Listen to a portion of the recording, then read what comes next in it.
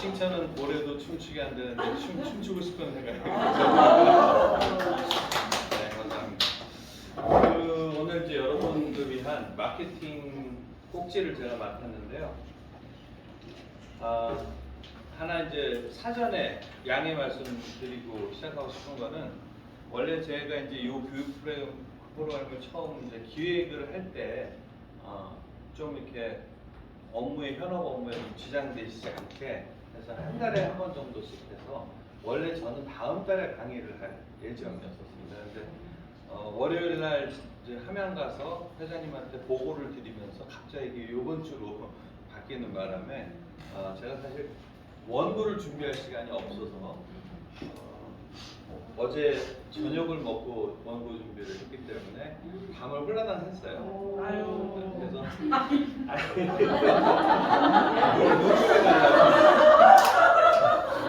그래서 이제 강의가 좀 버벅거릴 수 있으니까 양해를 해주십사 하고 오늘 뜻깊은 5월 13일에 금요일에 강의를 맡게 됐습니다.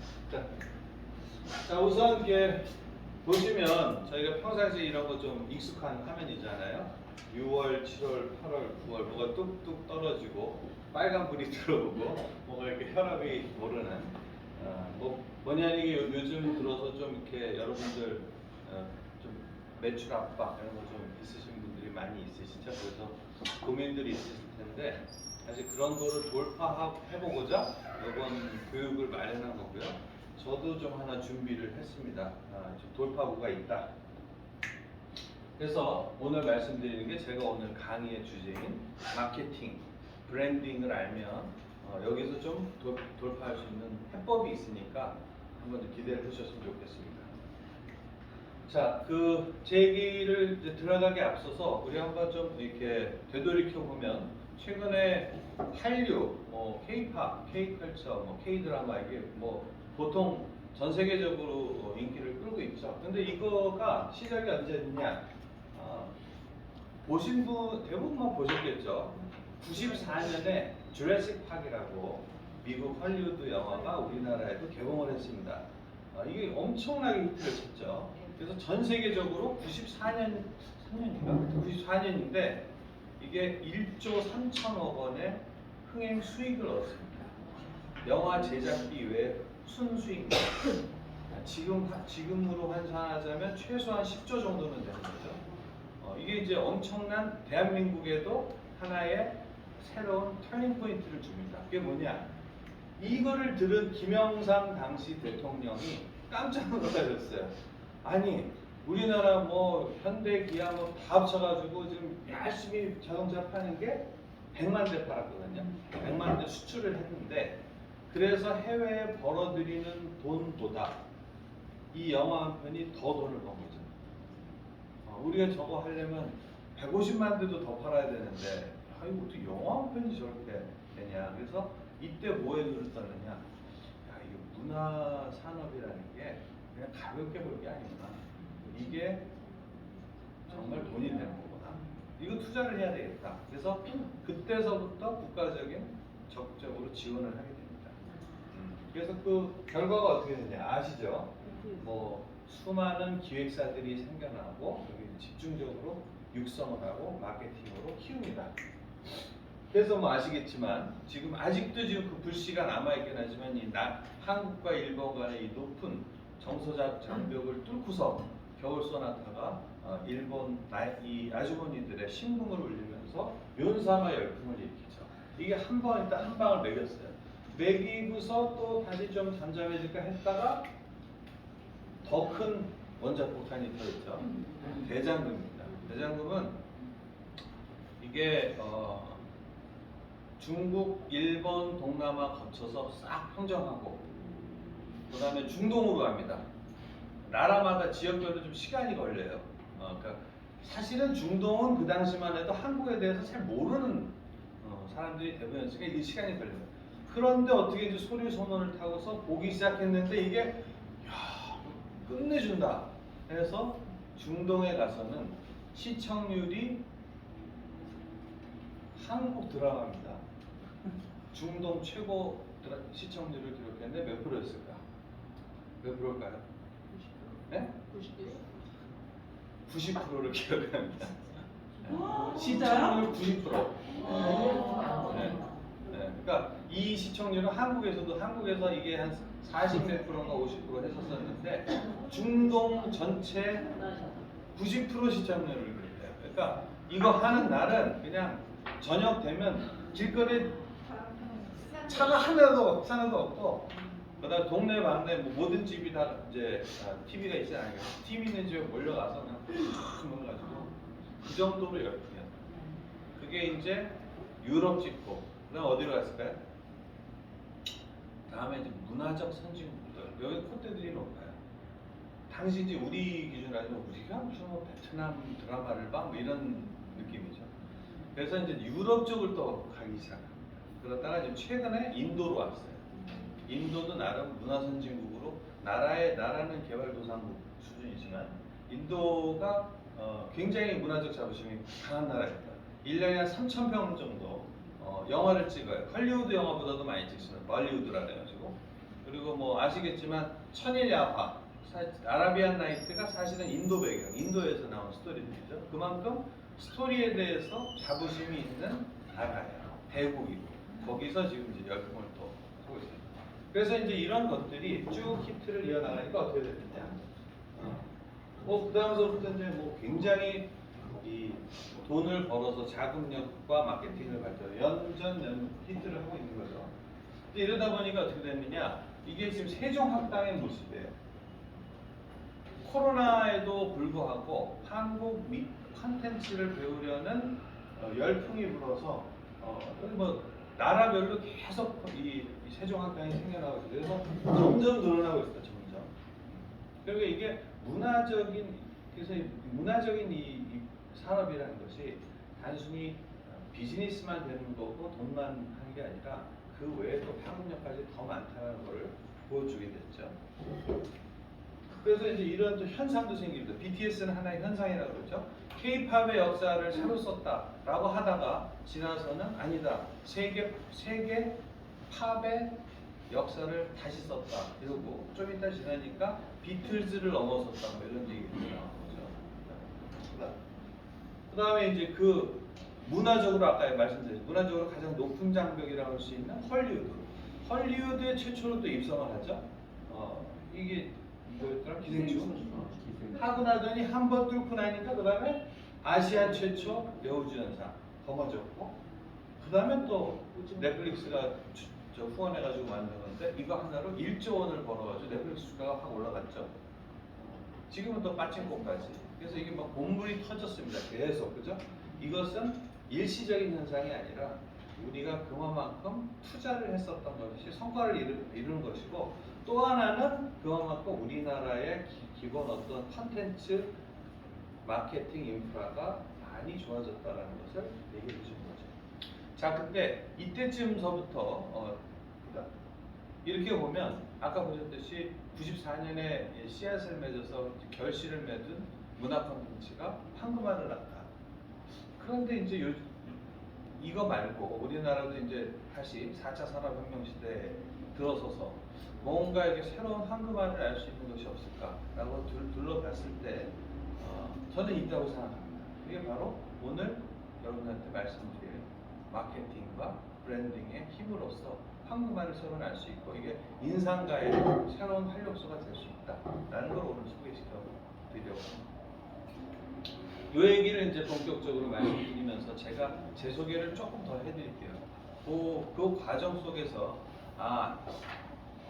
마케팅이라는 게 어떤 요소에서 이렇게 필요할 수 있구나 여러분 조금 더 믿을 수 있을 것 같기 때문에 사실 제가 인산가에 지금 조인한 지 4개월 한 2주 정도 됐습니다. 근데 사실 제가 주겸이라는 걸 알게 된 건 이보다 훨씬 먼저 34년 정도 됐습니다. 89년에 제가 대학교에서 강의를 사실 저는 이제 영문학을 전공해서 대학교에서 영문학 강의를 당시 하고 있었고 89년에 제가 몇몇을 만든 이제 잡지사에서 기자 겸 부편집장 겸 뭐 영업 겸 등등을 같이 할 때 그때 제가 이제 그때 주겸이 약간 열풍이 있었어요, 한국에. 그래서 계양 주겸을 취재를 한 적이 있습니다. 어찌됐거나 그 계양 주겸을 제가 이제 취재를 하고 굉장히 좋구나 스타디를 하고 기사를 쓰는 와중에 인산 주겸에 대해서도 얘기를 듣게 됐고 알게 됐죠. 그래서 이제 취재 기념으로 제가 선물을 이제 계양 주겸을 이만한 걸 받아가지고 당시 저희 부모님한테 이거 좋은 겁니다. 하고 이제 말씀드리고 드셔보시라고 드렸죠. 그게 지금 아직 집에 그대로 있습니다. 안 드시더라고요. 그래서 저도 좋은 걸 알고 막 먹으려 할 때 줄지가 않아요. 다행히 이제 주겸이 썩지를 않기 때문에 지금까지 그대로 원형을 보존하고 있습니다. 자, 이렇게 주겸과의 인연이 시작이 됐다가 제가 우연한 기회에 이런 제안을 마케팅, 그러니까 이 브랜드를 만드는 프로젝트에 제안을 받게 됩니다. 제가 이제 어문계다 보니까 이제 아마 이 브랜드 네임이나 이런 거는 지금 약간 어학, 문학 이런 전공자들이 좀 낫다고 생각했어요. 그래서 몇 개 사전에 그전 프로젝트를 했었어요.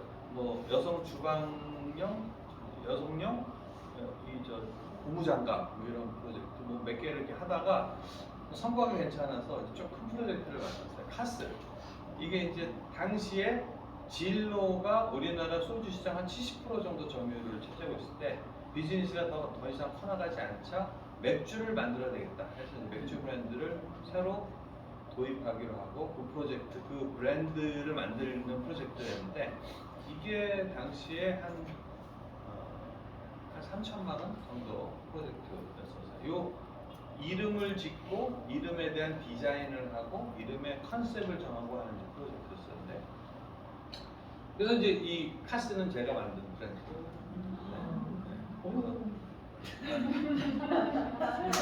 만들었고 하다가 보니까 이제 좋은 브랜드들이 너무 많이 생각났어요. 그래서 약 제가 한 1000개 정도 넘는 브랜드를 당시에 크다 보니까 만들었는데 그 중에서 이제 브랜드 추론을 하다 보다 보면 다른 데서 등록한 거 이런 거 다 빼고 못 빼고 그러면 이제 우수 후보 한 100개 제안해서 그 중에서 최종 추천한 15개 이렇게 추천했었죠. 그 중에 제가 사실 개인적으로 전 이게 좋겠습니다 하고 민건 하이트였어요.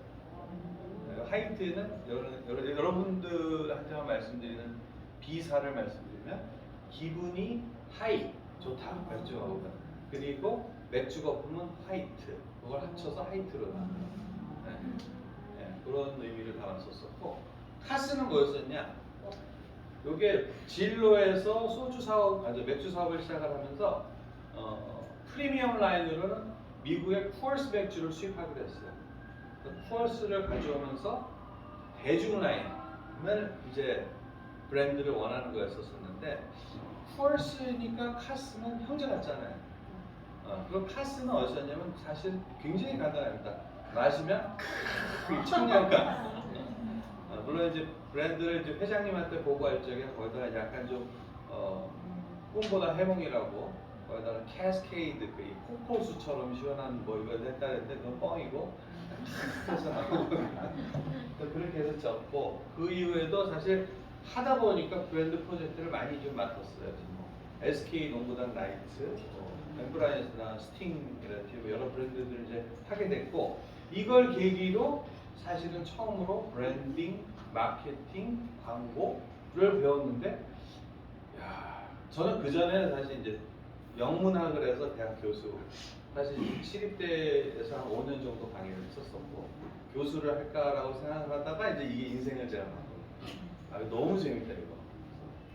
그래서 이제 제일 뒤늦게 아주 늦은 나이에 제일기획에 들어가게 됐고 여기서 이런 프로젝트들을 제가 해서 이제 캠페인을 하게 됩니다. 우리나라에서 흔히 이제 힘든 광고주 한 셋 정도를 뽑으라면 제일제당 요즘 CJ죠. 삼성전자, 그다음에 KT 이런 정도를 힘든 광고주라. 힘듦의 무게나 원인이 좀 다른데 제일제당은 왜 힘드냐? 조그만 브랜드 요만한 조미료 팔아서 뭐 하고 이런 조그만 브랜드들을 하다 보니 예산이 없어요. 그래서 아주 예산이 짭니다. 저희도 예산이 참 짭짤하죠. 하여튼 예산이 짜서 한 동시에 한 열 몇 개 프로젝트를 진행하면 하다가 보면 한 7, 8개는 캔슬이 되고 한두 개가 살아남는데 그나마도 예산이 별로 없어요. 그러니까 담당들이 다 죽어나요. 그래서 힘들고. 그러나 배우는 거는 많아요. 그래서 당시에 CJ 1, 2년 정도만 하면 대한민국 어느 회사든 마케터로 팔려나갈 정도로 배우는 게 많아요. 그래서 저는 10년을 했습니다. 그랬고 그 다음에 삼성전자. 삼성전자는 시어머니들이 많아요. 층층 시야.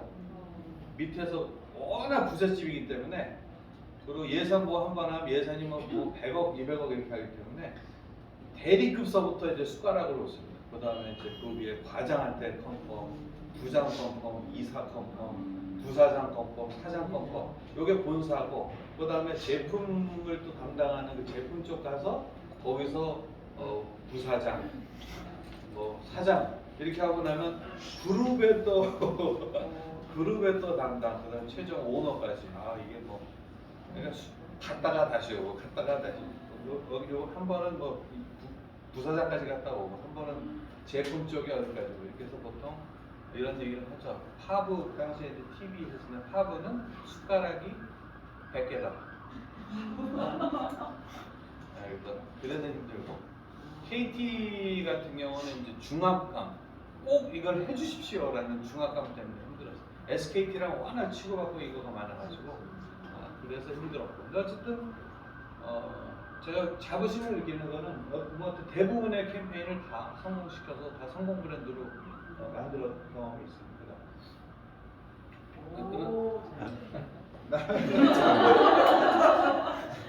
불과 얼마 안 됐는데 저 대학교 그리스입니다. 그래서 제가 인도의 삼성전자 그 마케팅 파트너로 제일 위에 법인장 겸 서남아 총괄로 나가서 이제 인도의 삼성전자의 마케팅을 대행해 주는 역할을 했었었죠. 그래서 잘 됐습니다. 그래서 인도가 뭐 비약적으로 커서 그 당시 인도는 노키아 휴대폰이 한 전체 마켓의 80% 정도 하고 있었는데 이제 2년 만에 넘버원을 했어요. 삼성이. 그렇게 해서 뭐 그런 삼성전자가 크면서 이 마케팅 서비스를 해주는 제일기획도 같이 커서 제가 나갔을 때 직원이 50명이었었는데 인도 2년 만에 이제 들어오면서 250명으로 5배로 늘었고 지금 2,000명 회사가 돼서 인도 전체 한 3위 정도 회사가 됐어요. 그다음에 이제 덴츠라고 일본의 여기는 사실 광고 회사라고 거의 얘기를 안 합니다. 광고 회사라고 인식하고 있는데 마케팅 서비스 회사라고 보는 게 맞아요. 왜냐면 일본에서는 일본 모든 기업들은 덴츠의 마케팅을 아웃소싱한다는 얘기죠. 그러니까 자기네들은 자체적으로 마케팅 잘 모르고 덴츠가 거의 다 알아서 해준다 이런 개념이 있어요. 그래서 덴츠에 들어가서 한국 지사장을 하면서 뭐 이런저런 브랜드들을 담당합니다. 클라이언트들 있죠. 클라이언트들이랑 같이 클라이언트들이 많이 성장을 해서 덴츠코리아도 많이 성장을 했었거든요. 뭐 기억에 남는 것 중에 하나는 이제 쿠팡이 처음에 시작을 할 적에 처음부터 같이 했어요.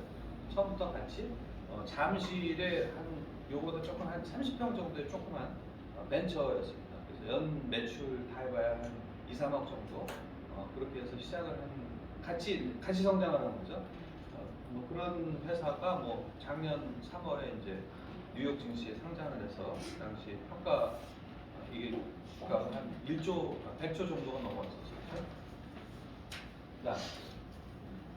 그래서 이제 저는 이제 커리어가 영문학을 갈 뻔하던 사람이 갑자기 마케팅이나 브랜딩에 매료를 느껴서 그 길을 쭉 가게 됐고, 그래서 이게 나라 어떻게 보면 기업이나 국가적으로도 꼭 필요하다. 그래서 또 디지털 열풍이 이제 불기 시작하면서 디지털 마케팅 컨퍼런스가 있습니다. 에드텍이라고. 그걸 이제 우리나라에 처음 들어오는 역할을 했죠. 그리고 이제 비교적 최근에 이제 경희대에서 교수를 하면서는 뉴질랜드 상공회의소에 이제 자문을 맡아서 뉴질랜드 기업들 이런 뭐 에어 뉴질랜드, 폰테라, 앵커, 루치, 데스프리, 백. 참고로 이제 이거 알아두시면 재밌는데 폰테라라는 회사는 세계 최대의 낭농 회사예요.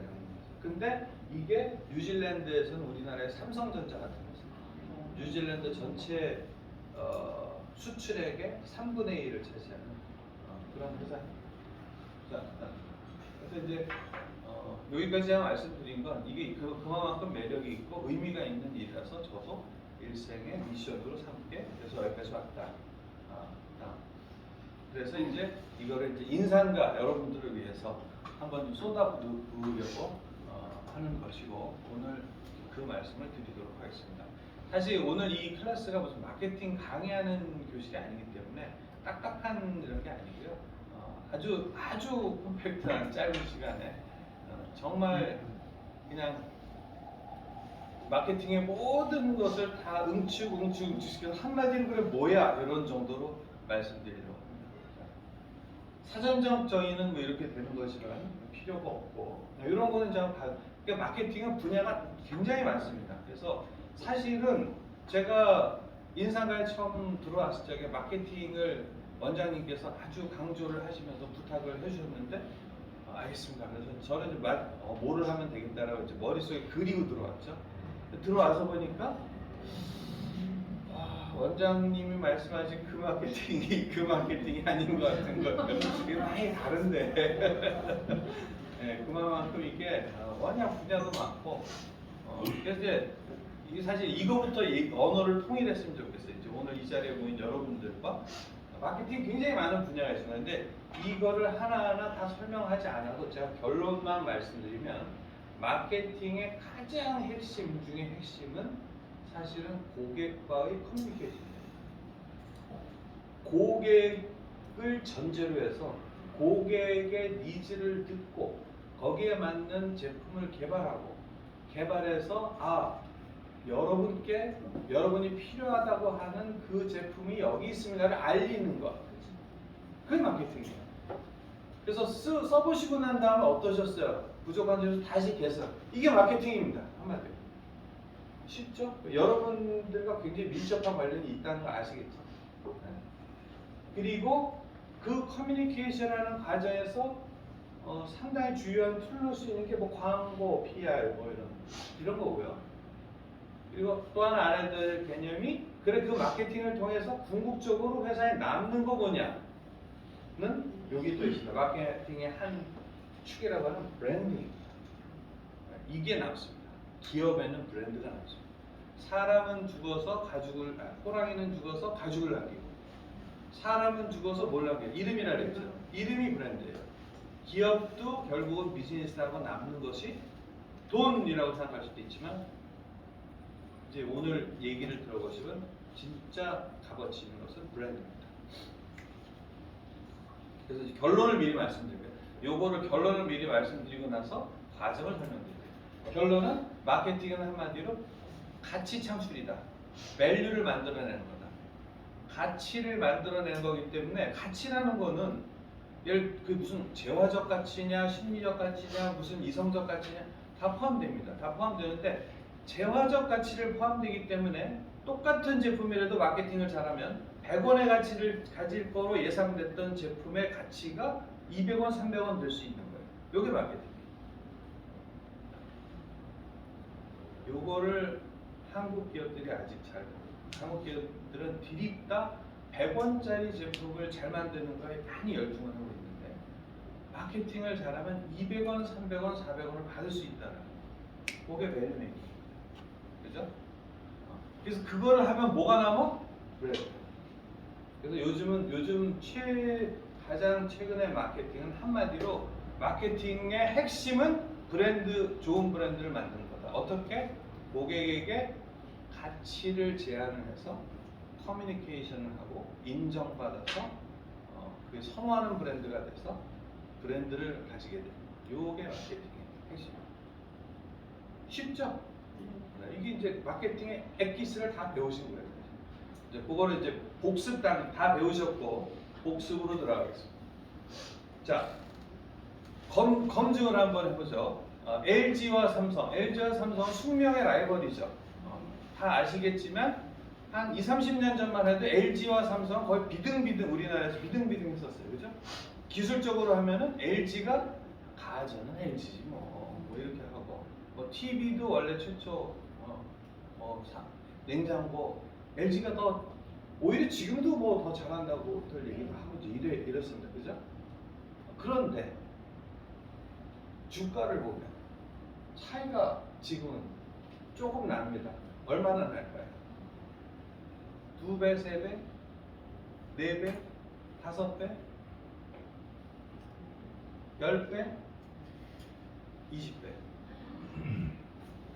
이게 요즘 주가가 막 들락날락하긴 한데 대충 한 20조, 17, 8조 요즘은 하는 것 같아요. 여기 380조. 주가 왜 이런 현상이 왜 벌어졌을까요? 둘 다 비슷한 역사. 사실 LG가 더 길죠. 기술력 LG 나쁘잖아요. 더 좋아요.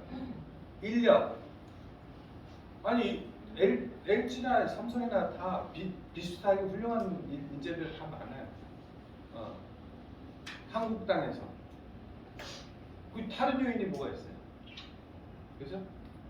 이게 마케팅입니다. 마케팅. 특히 이 차이가 어디서 드러나느냐? 해외에서 드러나요. 해외에서는 차이가 확 드러나요. 그 해외의 차이가 왜 만들어졌느냐? 좀 이따 나옵니다. 그래서 마케팅이 좋은 제품을 만드는 것뿐만이 아니라 마케팅이 들어가야 이게 확 달라진다라는 얘기예요. 그죠? 자, BTS. BTS. 아까도 말씀드렸었죠? 비틀즈를 능가한다 이러는데 아니 BTS만 왜 그러냐고.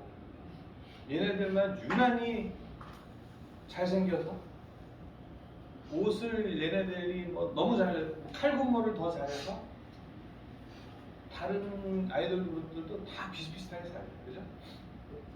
근데 저는 핵심적인 차이를 어디서 보냐? 마케팅에 잘해요. 얘네들은 뭘 했느냐?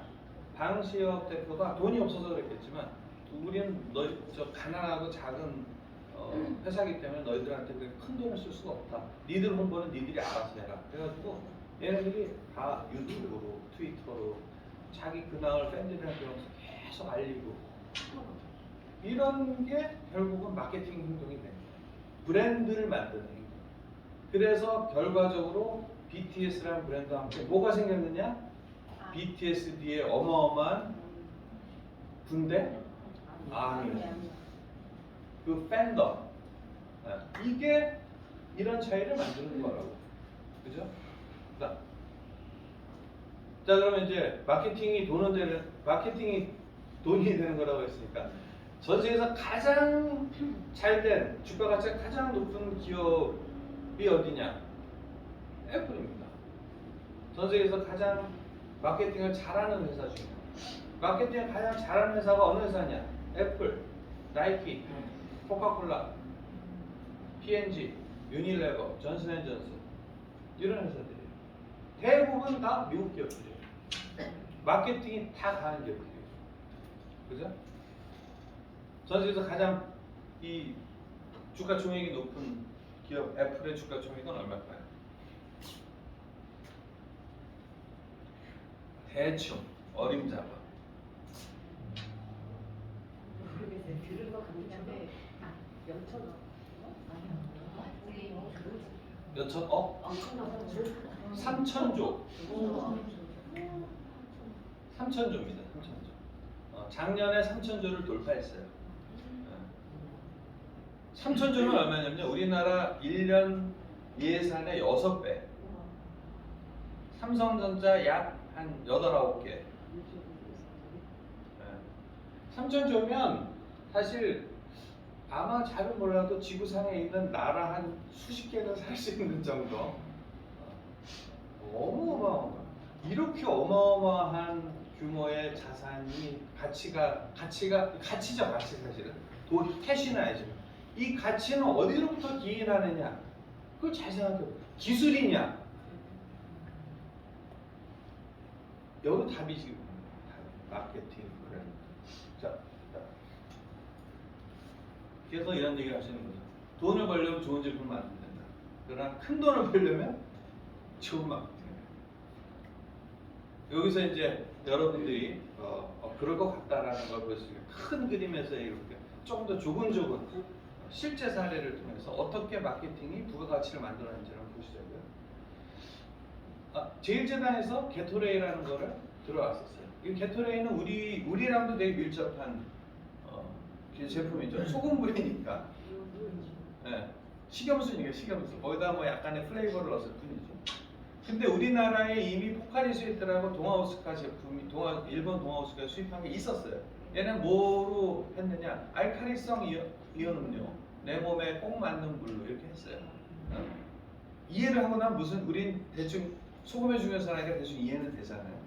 근데 우리나라에 먼저 얘네들이 들어와 있다 보니까 근데 알카리성 이온 음료가 뭔지 사람들이 잘 이해를 못했어요. 그러나 어쨌든 이미 들어와서 마케팅을 하고 있으니까 탑 오브 마인드, 존재 자체는 제일 먼저 왔어요. 게토레이는 이제 제일재단에 돈이 될 것 같으니까 들어왔는데 고전을 하는 거예요. 1번, 사람들이 이 제품에 별로 관심이 없어. 관심이 없는데 2번, 이미 선두주자가 와서 선두주자가 한번 들어온 거는 되게 뽑기가 어려워요. 그래서 뭐 별의별 짓을 다 해봤는데 잘 안 팔려요. 이거 접어야 되나 말아야 되나 이제 고민을 하고 있었습니다. 그래서 지금 뭐 아시잖아요. 지금 시장이 엄청 컸잖아요. 이 돌파구에 돌직구를 던진 게 사실 게토레이입니다. 게토레이가 아니다. 생각을 잘못했어. 우리가 알카리성 이온 음료 쟤네 포카리 스웨트를 어떻게 이거 생각만 하다 보니까 트랩에 걸렸어. 이거를 할 게 아니야. 우리가 여기를 건드리. 이거는 사람들이 별로 관심이 없어. 이게 아니라 경쟁을 누르고 가자. 왜? 갈증 땡겼을 때 어쨌든 빨리 이 염분 보충을 해줘야 되는데 오히려 물보다 훨씬 더 빨리 이렇게 염분 보충해 주는 거는 이쪽이니까 물보다 빠른 갈증 해소가 되잖아. 이거 쉽잖아요. 운동 전후 땀 흘렸을 때 뭐 할 때 물보다 흡수가 빨라야 된다. 샥 이제 이거를 기억하시는 분들 연식이 되시는 분들인데 달지 않아야 된다. 몸 전체를 적셔야 된다. 그죠? 기업의 비즈니스 이거 접을까 말까 하는 순간에 돌파하는 마케팅이에요. 그죠? 돈이 됩니다. 그다음 이 캠페인의 성공으로 제가 영광을 그 비싸다는 미국 NFL의 슈퍼볼의 티켓을 얻어 갔다 왔어요. 그다음 이제 쿠팡 나 몇 시에 끝나는 거지? 40분에 빨리. 쿠팡 같은 경우는 우리나라에 들어왔을 때 무조건 싸다로 커뮤니케이션했어요. 싸다, 반값 싸다, 반값. 이제 이렇게 해서 어느 정도 성장을 해서 그게 사실은 쿠팡 쪽의 요청 사항이었어요. 공구의 핵심 베네핏은 싸다로 커뮤니케이션. 근데 그거를 사실은 우리 쪽에서는 좀 반대해서 이렇게 되면은 너무 저가 이미지 벗어나기가 어렵다. 근데 그게 맥힌다고 일단 계속 그렇게 했어요. 근데 그러다가 어느 정도 이제 다시 질적인 성장을 해야 되는데 이게 사람들이 계속 싸구려 이미지로만 보는 거예요. 이때 이제 나온 캠페인이 전지현에서 내가 잘 사는 이유로 그걸 완전히 만회해버리죠. 그래서 두 가지 의미가 있는 거죠. 잘 산다, 싸니까 잘 산다는 뜻이지만 나는 잘 살아, live well. 그래서 두 가지를 다 잡는. 그래서 쿠팡은 잘 살 수 선택을 잘 할 수 있을 뿐만이 아니라 그걸 통해서 네 생활이 풍족하게 되는 잘 살아도 돼. 그래서 넘어갔죠. 요거는 이제 2007, 8, 9년인가 쓰나미 왔을 때 일본 바다가 이제 오염이 돼가지고 방사능 일본 거 사지 말라 그래서 특히 물 들어간 거 그래서 이자카야 같은데 뭐 보급되고 있을 때 갑자기 이게 다 거의 망해버렸어요. 그래서 이거 어떻게 하느냐. 거의 이제 망하기 그러기 일보 직전으로 한 4, 5년을 끌고 가다가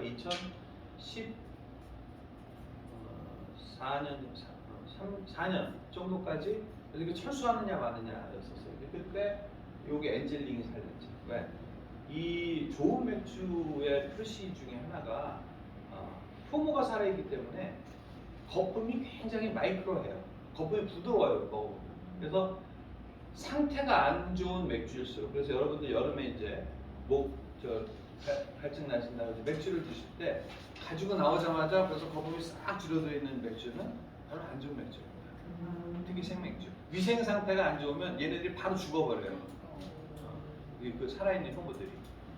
깨끗하면 깨끗할수록 얘네들이 아주 그냥 찌릿찌릿찌릿 살아가서 그게 아주 맛있는 거거든요.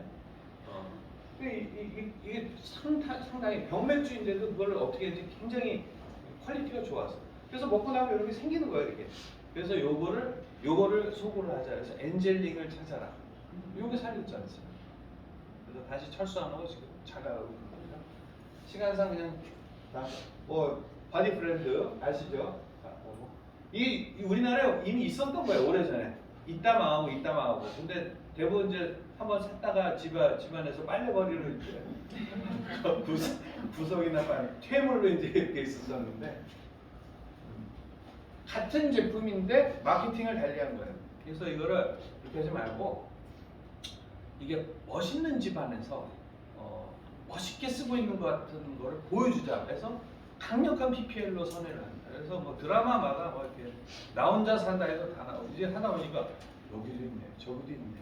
이제 이렇게 해서 자꾸 연예인이 쓰고 하는 걸 보다 보니까 과거에는 다 이렇게 안 좋다고 생각했던 이유들이 소비자가 알아서 이렇게 합리화를 자기가 해줘요. 이렇게 맞아. 그게 아니지 이런가 봐. 이렇게 해가지고 똑같이 오래 있던 제품을 새로운 마케팅으로 역사가 바뀌어버린 거죠. 그러니까 이것도 막 컵을 마찬가지잖아요. 있던 제품이다. 입던데 안 샀던 거예요. 근데 이것도 고객들이 원하는 포인트를 찾아서 이런 쪽으로 전달하니까 되네를 찾아서 바꿔버린 거죠. 이것도 제가 했던 건데 햇반이라는 이 즉석식품 쌀 지금은 그러려니 하고 다 집에 이렇게 햇반 쟁여놓고 드시지만 이게 출시 초기에는 저항이 만만치 않았습니다. 만만치 않았고 왜? 이건 제가 이제 제일제당은 우리나라에서 참고적으로 기네스를 기록한 회사예요. 1년간 출시하는 브랜드가 가장 많은 회사. 1년간 죽어가는 브랜드가 가장 많은 회사. 네. 그래서 제가 담당했을 당시에 보유하고 있는 브랜드만 3,000개였었는데 1년에 1,000개 정도가 없어져요. 그러니까 안 되는 건 빨리빨리 걷어내야 됩니다. 네. 근데 어쨌든 이거 지금 걷어낼까 말까 하고 있었어요. 왜? 처음에는 3분 만에 뚝딱 간편식 인스턴트로 팔았어요. 너무 편리하잖아. 집에 뭐 와가지고 했는데 밥이 한 숟갈이 모자라네 이럴 때 다시 짓는다는 건 불편한데 너무 이렇게 해서 다 알렸는데 성장했죠. 근데 멈춘 거야. 더 이상 돌파가 안 하고. 그 다음에 밥맛이 있다고 그럴까? 밥보다 더 맛있는 밥으로 뭐 이렇게 했었던 거예요. 근데 그것도 또 성장하다가 끝. 그래가지고 이제 사업부가 바뀌고 저도 뭐 제가 그때 음료를 하다가 이제 햇반을 맡았어요. 이제 그 시기에 제가 맡았었던 거예요. 근데 보니까 포인트가 그래서 이제 항상 소비자가 다니고 소비자한테 결국 물어봤어요. 물어봐도 이게 잘 안 나옵니다. 굉장히 심층 인터뷰를 하고 조사를 해요. 결국 뭘 알게 됐느냐? 죄책감이에요. 야 그래 내가 이거 빠르고 금방 된다는 건 나도 다 알아. 먹어보니까 맛있다는 건 제일제당이 만들어주니까 품질은 또 내가 알겠어. 그런데 아무리 그래도 빨래는 청소기 세탁기 해주고 다 이러는데 밥마저 내가 안 해주면 내가 엄마라고 내가 소리 들을 수 있을까 이런 죄책감들이 있었던 거예요. 지금은 많이 달라졌지만 그땐 그랬어요. 밥은 내가 해줘야지. 밥까지 그걸 해줘. 이것 때문에 못 넘어갔던 거예요. 시장과 정책. 그래서 그 부분을 건드리기로 한 거예요. 왜? 품질은 정말 자신 있으니까. 품질은 사실 집에서 어머니들이 만드신 밥보다 훨씬 좋아요. 경기 이천 쌀을 갖다가 보통 집에다가 쌀부대 갖다 놓고서 몇 달씩 먹고 그랬었잖아요. 보존 상태도 요즘처럼 이렇게 쌀 전용 냉장고 안 쓰잖아요. 그래가지고 근데 이거는 수확한 지 3일 만에 도정을 해요. 3일 내로. 해서 거기 반도체 설비가처럼 무균 시설을 해가지고 균이 하나도 못 들어오게 하고 그렇게 해서 3일 만에 도정해가지고 완벽한 위생 처리를 해서 만든 거니까 맛있을 수밖에 없어요. 그래서 근데 그게 문제가 아니라 그 길티가 있다. 그래서 그걸 건드릴게. 엄마가 해주신 밥이다. 엄마가 해주신 것처럼 그 엄마가 해주신 밥에 가장 가깝게 모든 정성과 이걸 해가지고 가장 엄마가 해주신 것처럼 만들었다. 이렇게 하니까 이게 조금 풀리는 거죠. 이때서부터 이제 확 늘어났습니다. 지금 얼마나냐면 이 단일 브랜드 햇반 하나가 우리 인상가 전체 매출의 한 10배 정도. 3,500원, 500원 정도 팔리죠. 전 세계에. 그래서 이제 강론으로 보신 거예요. 이 브랜드별로도 결국은 마케팅이 뭐냐? 결국은 이게 소비자한테 답이 있어요. 소비자한테 이 제품이 아무리 좋다 그래서 제품 아주 좋으면 이건 뭐 무조건 잘 되겠지. 절대 아니에요. 나한테 의미 있게 만들어야 됩니다. 그래서 이 부분은 우리 인상가가 절대로 기억을 해야 돼요. 왜? 인상가 제품 좋죠. 효능 좋고 약효 좋고 다 좋아요. 그러나 이게 좋다고 해서 제대로 알리는 걸 안 하면 또는 못하면 또는 덜 하면 그보다 더 몇 배의 결실을 이룰 수 있는 걸 놓치는 거예요. 동의하십니까? 네. 그렇죠. 그래서 이게 이제 이게 되는 거다. 그리고 이분이 누구시냐면 제가 사실 퀴즈를 내려고 할 때 답이 벌써 나오는데 인류 역사상 최대 부를 이루신 분이세요. 록펠러. 이분이 이런 얘기를 하시는 거예요. 인생에서 가장 중요한 것은 옳은 일을 하는 것이다. 우리 인상가 옳은 일을 하고 있죠. 건강을 권하는. 근데 그 다음으로 꼭 해야 되는 중요한 일은 그걸 사람들한테 제대로 알리는 것이다. 그죠? 그래서 마케팅, 브랜딩이 중요하다는 거예요. 그 다음에 이제 그러면 그 잘 알리는 건 좋겠는데 과연 그게 돈이 될까? 보시죠. 브랜드는 왜 돈이 되는가? 하버드 대학교에서 이제 조사를 했어요. 자, 이런 똑같은 제품을 똑같은데 조금 다른 제품을 이제 조사를 한 거예요. 요 가죽 재질은 어떻고 무게는 어떻고 색상은 어떻고 자세하게 설명해서 동일한 특성을 가진 실험군한테 조사를 했대요. 너희가 얼마에 사겠니? 이게 물었을 때 A는 약 한 25불에서 30불 정도. 그 정도는 내가 사겠다. Purchase intention이 이제 자기가 구매 희망 가격 내가 즉 이거 무슨 얘기냐면 나는 저 제품에 요 정도의 가치를 느낀다는 거랑 같은 말이에요. 그죠? 그래서 이제 거의 똑같은데 약간 뭐가 다른 이걸 가지고 이렇게 보여주고 설명을 했어요. 동일한 특성을 가진 여러 대중을 했더니 여기에서의 구매 희망 가격은 65불에서 80불까지.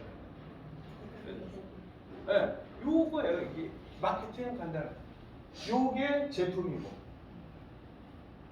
요게 브랜드인 거예요.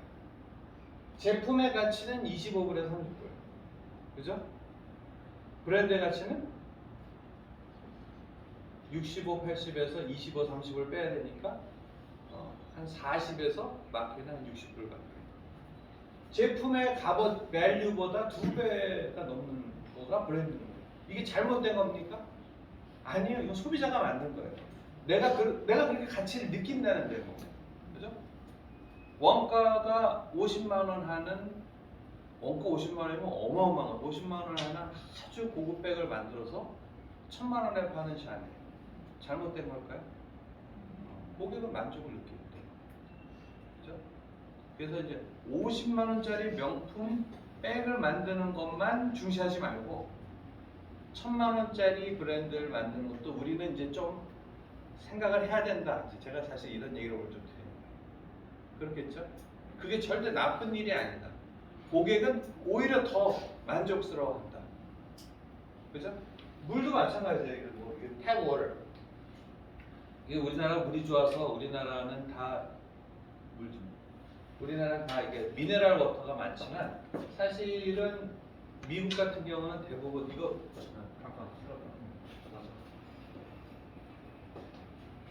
물이 안 좋아서 대부분 수돗물입니다. 수돗물을 퓨리파이드 해가지고 정화시켜서 팔아요. 마럴드 워터라고 그러는데 똑같은 물을 가지고서 이렇게 해가지고 테스트를 해요. 이거는 다사니는 이제 코카콜라 거고 아카피나는 이제 펩시에서 만든 음료예요. 그래서 테스트를 하면 맛이 어떻습니까? 그러면 사람들이 이게 제일 좋고요. 맛이 이걸 말했지. 그다음에 이렇게 순서로 그대로 나와요. 그래서 설명하세요. 사실은 그게 똑같은 거리인데, 에이. 아니라고 실제로 믿어요. 뇌에서 저 딱지가 붙으면 뇌에서 다르다라고 생각하게끔 만드는 거예요. 그죠? 그 다음 펩시랑 코카콜라 챌린지는 굉장히 유명하죠. 이 펩시, 코카콜라가 전 세계에서 마케팅을 제일 잘하는 음료 회사 중에 하나예요. 식품 회사 중에 하나. 왜? 기술이라는 거는 매년 뭐 매달마다 새로운 게 나오고 뭐 이렇게 하는데 콜라는 매년 새로운 뭐가 나오나요? 100년간 똑같아요. 100년간. 그런데 어떻게 소비자 마음을 계속 훔칠 수 있느냐? 이것만 연구를 하는 거예요. 코카콜라는 코카콜라 회사 안에 맛과 뭐를 연구하는 이런 어마어마한 사람들에서 매년 새로운 제품을 낸다는 게 아니라 마케팅을 잘하는 사람들이 해가지고 어떻게 하면 고객에게 요즘 고객의 마인드는 뭘까? 고객은 지금 우리 어떻게 생각? 뭐 새롭게 뭐 달라진 변수가 있나? 이제는 뭘 해야 또 흥미롭게 이거를 연구하고 있는 거예요. 네? 그죠? 펩시가 깨지를 못했어요. 그러면 어떻게 깨지는데 재밌는 걸 발견했어요. 눈을 가리고 먹어봤더니 펩시가 더 맛있다고 나온 거예요. 그래서 야 이거 블라인드 테스트, 블라인드 챌린지라죠. 펩시 챌린지를 했어요. 그래서 펩시가 한 번은 한때 코카콜라를 이겼죠. 이겼는데 한동안 그렇다가 펩시 챌린지를 영원히 할 수 없잖아요. 펩시 챌린지가 끝나고 좀 지나니까 다시 일정 기간 지나니까 사람들이 다시 코카콜라로 돌아가요. 내가 그때 잠깐 그랬는데 다시 생각해보니까 역시 코카콜라가 맛있는 것 같아요. 이게 사실이 아니에요. 블라인드 하면 또 저렇게 나와. 그러나 이게 뭐냐? 뇌가 그렇게 느끼는 거예요. 브랜드에 대한 충성도가 그만큼 있기 때문에. 그런 게 이제 코카콜라는 어떤 때 곰이 나와서 이렇게 하기도 하고, 또 어떤 때는 무슨 뭐 크리스마스 산타가 뭐 하기도 하고, Always Happiness에서 막 사람들이 모여서 즐거워하는 게 나고, 계속 그런 걸 주는 거예요. 어떻게 보면 그렇게 생각할 수도 있지. 우리가 100년이나 됐는데 굳이 뭐 이렇게 이런 걸 해야 돼? 해야 될 거예요. 그걸 통해서 끊임없이 소통하고 끊임없이 고객과의 관계를 맺어야 되는 관계. 그게 마케팅이에요. 아까 내가 결국 마케팅은 고객과의 커뮤니케이션이자 이 릴레이션십을 만드는 거다라고 얘기했잖아요. 그겁니다. 예를 들어서 뚜껑, 병 쉐입 가지고 이노베이션 해봤자 얼마나 하겠습니까? 거기가 거기지. 그죠? 그러나 이런 거라도 조그만 거라도 계속 바꾸고 캠페인도 계속 바꾸고 무슨 이벤트 같은 걸 계속 하면서 고객들의 마음과 고객들의 반응을 항상 캐치하는 겁니다. 그래서 이런 얘기가 있어. 소비자는 제품이 아니라 브랜드를 소비한다. 제품은 공장에서 만들어지는 거고 브랜드는 소비자 머릿속에서 만들어집니다. 인상가의 제품은 공장에서 만들어지는 게 아니라 소비자 마음속에서 만들어져야 더 빛을 발할 수 있다. 자, 전 세계 한 130여 개국에서 넘버원을 하고 있는 세계적인 전 세계 넘버원 스포츠 용품, 뭐 신발 제조회사, 뭐 의류 제조회사 나이키. 전 세계에 거의 넘버원이야. 그러면 공장이 몇 개나 있어야 될까요? 많을 거라고 생각하시죠? 단전이 있습니다. 하나도 없습니다. 네? 이게 이제 우리나라 사람들이 아직 잘 모르는 거예요. 세상이 어떻게 바뀌어지고 있느냐. 제조가 아니란 얘기, 제조가. 마케팅이 있는 겁니다. 네? 나이키 다니는 사람한테, 야, 너 시발에서 들어갔다며? 라고 환입니다. 난 마케팅 회사 다니는 거야.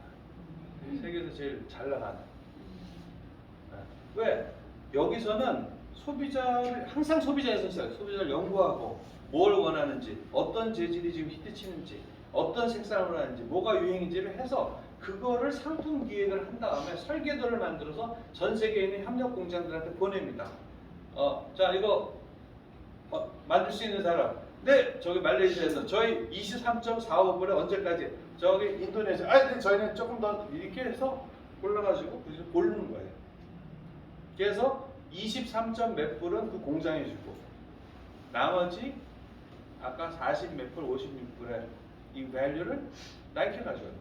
그래서 이들 기업의 주가가 그게 높은 거예요. 제조 공장의 주가는 낮은 반면에 요걸 아직 한국 기업들이 아직은 많이 잘 몰라요. 아직은 좋은 제품 만드는 데만 이게 우선이다 이렇게 생각하기 때문에. 자, 말씀드렸죠? 나이키는 마케팅 컴퍼니고 핵심 역량은 마케팅 넘버원 브랜드다. 헤드쿼터에서 이런 거 하는. 애플도 마찬가지. 생산은 대만, 중국 등등 유통 갖고 유통업자, 헤드쿼터는 이거 갖고 마케팅 컴퍼니다. 똑같습니다. 그죠? 그래서 공장은 금방 불타 없어질 수도 있고 기술도 금방 또 이렇게 기술도 쇠퇴하지만 브랜드는 영원하다. 유일하게 소유할 만한 가치가 있는 강력한 자산은 브랜드다. 이거 이제 마케팅 거장 스티븐 킹이 얘기했을 겁니다.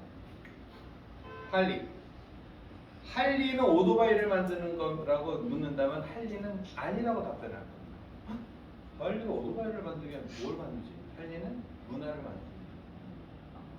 그런 자유로운 스피릿. 그렇기 때문에 이게 벌써 철학이 다른 거예요. 우리는 잘 달리는 오토바이를 만들어 이렇게 해서 만든 오토바이랑 유저가 그거를 통해서 얻을 수 있는 베네핏을 극대화한 문화를 전제로 한 제품은 다른 겁니다. 그래서 할리 매장에 가보시잖아요. 할리 매장에 가보면 서비스도 달라요. 예를 들자면 우리 회장님이 할리 좋아하시죠. 할리는 예를 들어서 거기에 사는 여러 가지 무슨 뭐 액세서리 뭐 이런 것도 굉장히 많습니다. 근데 가면 선물을 해주고 그 사람이 할리 매니아니까 선물을 해주고 하면 그 사람이 어느 매장에서 뭘 구입했다는 이력 같은 게 쫙 나옵니다. 그래서 친구가 이 사람한테 뭘 선물해 주려고 하도 그건 전에 사셨어요. 이거를 아마 이렇게 보면 AI 빅데이터가 좀 그러겠죠. 이걸 좋아하실 겁니다. 권하는 게 있죠. 이게 이제 어프로치가 다른 거예요. 어프로치. 자, 그래서 이제 브랜드의 꿈은 뭐냐? 브랜드의 꿈은요, 이렇게 항상 같이 하고 싶고, 나를 표현하는 어떤 뭐 하고 그렇게 되어버린 거예요. 브랜드라는 게 특히 현대인으로 가면 갈수록 특히 서구권, 외로운 애들이 많잖아요. 이 브랜드는 하나의 벗이고 친구고 인격체입니다. 그래서 애플의 꿈은 베스트 프렌드가 되는 거예요. 애플의 꿈은 그 제품의 꿈이 그냥 당신의 베스트 프렌드가 됩니다. 그러니까 이제 이렇게 신제품 나오면 이렇게 줄 서서 5분만 추가합니다. 괜찮습니까? 네. 브랜드를 기준으로 했을 때 자산의 가치가 얼마냐를 한 인덱스입니다. 전 세계 넘버원 애플. 우리나라 돈을 300조. 브랜드의 가치만. 그러니까 애플은 어차피 공장도 없는 거고 애플이라는 브랜드를 넘겨주는 대가로 300조를 받을 수 있는 거예요. 넘버원 아마존, 구글, 마이크로소프트, 삼성 얼마 돼 있죠. 아까 말씀드렸듯이 이게 다 미국. 이게 마케팅 강국이죠. 그런 의미에서 여기 하나 꼈다는 건 대단한 겁니다. 여기는 워낙 인구수가 많아서 그렇다고 치고 그리고 또 보면 IT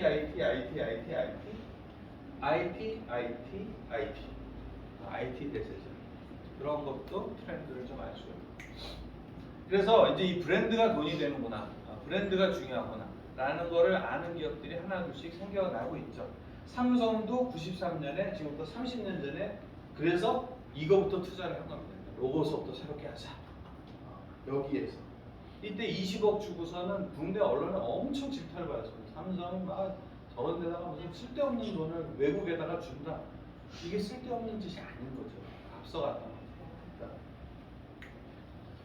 삼성은 그때까지만 해도 기술에 자신이 있었어요. 그래서 내가 우리 세계 최고의 기술을 많이 갖고 있다. 그래가지고 다 집에서 집약을 해가지고 세계 최초의 휴대용 모바일 디바이스를 삼성이 만들었어요. 그래서 막 자랑을 했었죠. 그런데 이걸 사람들이 차고 다녔을까? 망했습니다. 그러니까 이게 기술이죠. 기술이었지 소비자와 이렇게 교감을 해서 무엇을 하는지를 나온 거가 아니었어. 마치 그 당시에 이따만한 매뉴얼이 나왔어. 요즘 그걸 아무도 안 봅니다. 근데도 만들어요. 그런데 몇 년 후에 아이패드가 나왔을 때는 매뉴얼이 없어요. 그냥 보면 직관적 디자인에서 이렇게 하게 만드는 거죠. 이게 소비자와 대화, 그러니까 기술이 좋아서가 아니라 소비자를 연구하고 소비자가 원하는 거를 나온 게 이런 거라는 거죠.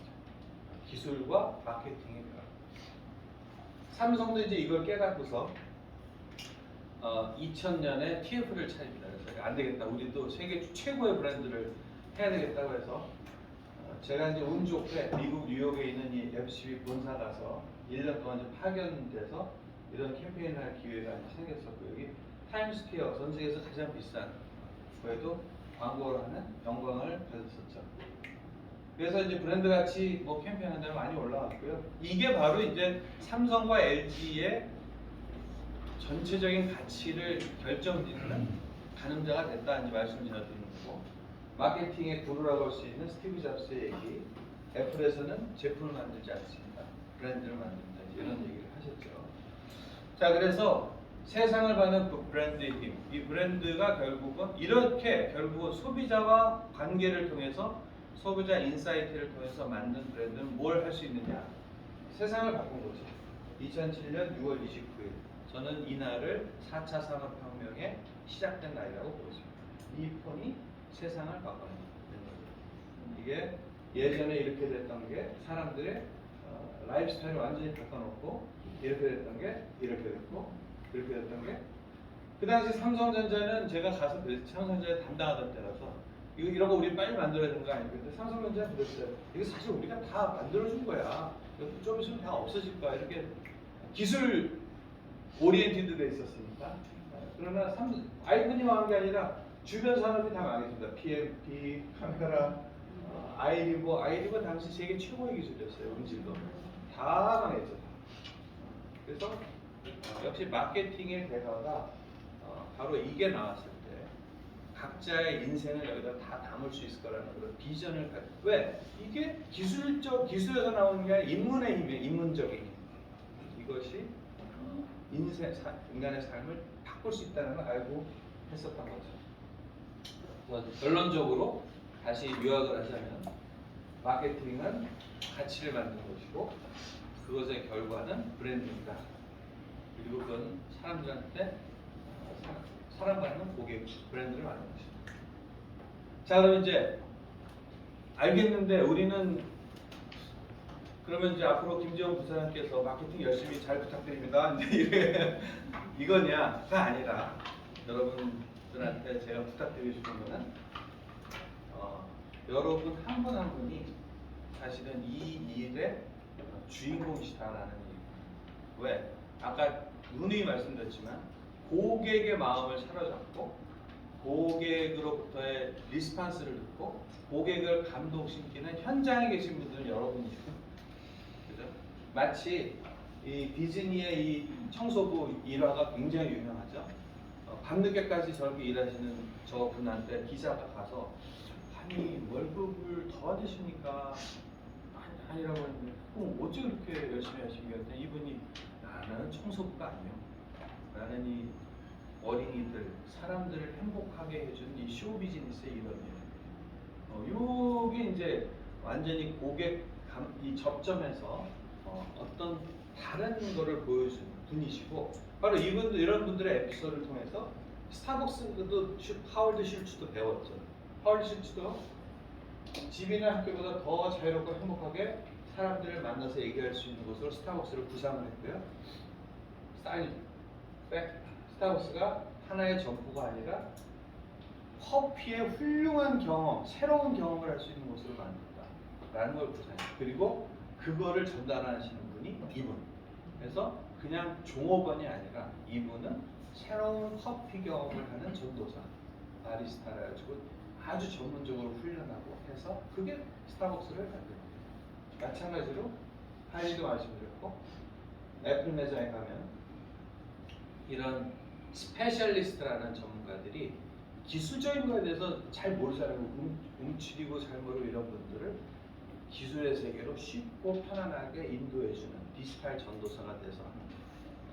그렇듯이 최고의 브랜드를 만들려면 고객 접점에 계신 여러분들의 역할이 그렇게 중요하다라는 거죠. 지금은 고객 경험의 시대고, 여러분은 바로 고객 경험을 디자인하는 인산의학 건강 전도사가 이시고 되어야 한다는 거예요. 그리고 고객으로부터 얻은, 고객형으로부터 얻은 얘기가 전화 마케팅에다가 전해주시면 그게 다시 들어와서 제품이나 서비스에 다시 반영돼서 하는 선순환, 이것이 새로운 변화를 만든다. 우리는 90% 가지고도 안 됩니다. 고객 관점 100%, 110%가 돼야 됩니다. 10% 인상가는 절대적인 고객 신뢰의 바탕 위에 만들어진 회사이기 때문에 더 그래요. 99% 만족으로도 안 돼요. 100% 만족을 해야 되는 회사입니다. 넘어가고 그래서 이렇게 한다. 여러분이 곧 인상가의 홍보 대사입니다. 이것이 되었을 때 물론 여러분한테만 부탁하는 게 아니고 저희도 열심히 노력을 해야죠. 뭐 예산은 없지만 이렇게 이게 중화일보 경제면 백면에 이런 광고나 이게 이제 브랜드를 알리려는 노력이죠. 뭐 이런 것도 이제 곧 나갈 예정이고요. 그다음에 브랜드의 기본인 이 간판이 지금 다 이렇게 바라바라해서 우후죽순처럼 막 그냥 인산주겸이 아니라 우후죽순같이 그냥 이제 이것도 새롭게 교체할 계획이고 인상과 브랜딩 캠페인도 예산은 없지만 조금 이제 시작을 할 예정입니다. 그래서 이런 것이 다 합쳐졌을 때 자연치유 건강기업 인상가 그리고 글로벌 헬스케어 선도기업으로서의 비전이 여러분과 함께 거둘 수 있지 않을까 생각합니다. 예상 강의 마치겠습니다. 대학교 마케팅에 대한 유익하고 재미난 교육에 대한